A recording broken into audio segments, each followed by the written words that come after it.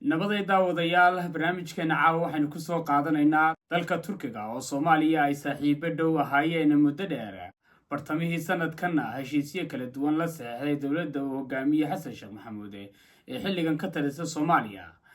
heshiisyo taabanaya dhinaca amniga iyo kheyraadka Soomaaliya iyo madaxweynaha dalka Turkiga oo ay garab taagan yihiin safiirka Soomaaliya u fadhiya dalka Turkiga waxay magaalada Istanbul dekada weyn ee magaalada Istanbul ka ambabixiyeen markab ka mid ah kuwa waaweyn ee shiraalada qoda oo dalka Turkigu leeyahay kaasi oo u shiraaqday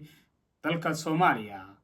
markabkan waxa uu helinayay tiro maraakiib ah oo kuwa dagaalka ah kuwaas oo sugaya amniga markabkan maadaama xaaladda badda Soomaaliya iyo guud ahaan xaaladda Soomaaliya aanay xilligan ahayn mid amni ahaan markab kale oo kaliya lagu aamini karo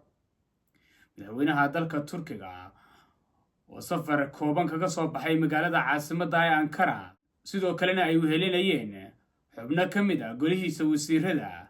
iyo safiirka Soomaaliya u fadhiya dalka Turkiga ayaa dekada weyn ee magaalada Istanbul subaxnimadii hore saaka ka ambabixiyay markabkan ayaa maalmaha soo socda ku sii jiri doona badweynta waxaana uu gaari doonaa Soomaaliya halkaas oo loo qorsheeyay deegaanka Hobyo oo dhaca gobolada dhexe ee Soomaaliya inuu ka bilaabo sahaminta iyo qodista shidaalka Soomaaliya ayaa lagu tiriyaa dalalka ugu kheyraadka dihin marka laga hadlayo guud ahaan caalamka iyo geeska Afrika ay ku taalaba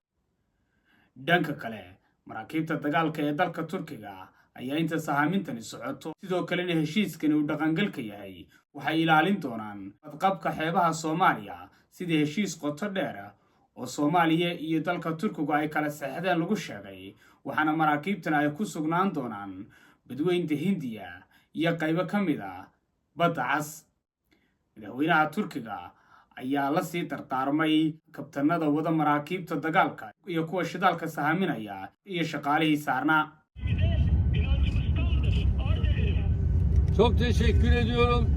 Gerek sismik araştırma, gerekse sondaj çalışmalarımızla inşallah Somalili kardeşlerimizle çok önemli bir adımı atacağımıza olan inancım tamdır. Sizlere güveniyorum. Sayın Cumhurbaşkanım, tüm saygımızla sizleri selamlıyoruz. Allah'ın izniyle 23-25 Ekim tarihleri arasında hiçbir engel çıkmazsa hava müsaadeli olarak Mogadishu limanının açığında inşallah Soomaaliya ayaa haddii kheyraadka ceegaaga badaheeda ay dowladda Turkiga ku guulaysato waxay ka mid noqon doontaa wadamada hodanka ku ah saliidda cayriin gaar ahaan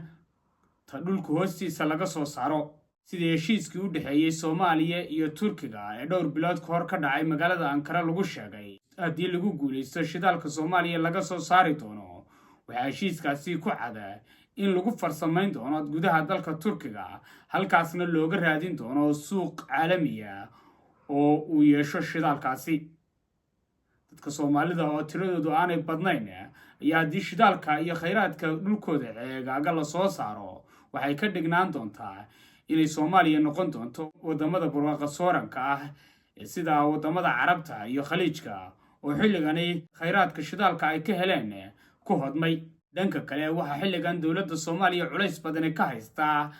cadaadis kaga imanaya dowladda Itoobiya kaasi oo khuseeya damaca Itoobiya ee soo gelista badda cas ama helista marinbiyood ay ku yeelato biyaha Soomaaliya toddobaadada soo socda ayaa la filayaa inuu markabkani gaadho magaalada Muqdisho halkaasina uu ku qaabilo madaxweynaha Soomaaliya iyo saraakiisha ka joogta safaaradda Turkiga ku leeyahay Soomaaliya isla marhaantaasina loo galbin doono dhinaca iyo Hobyo oo ku taala badweynta Hindiya halkaas oo shidaal baadhista uu ka bilaabi doono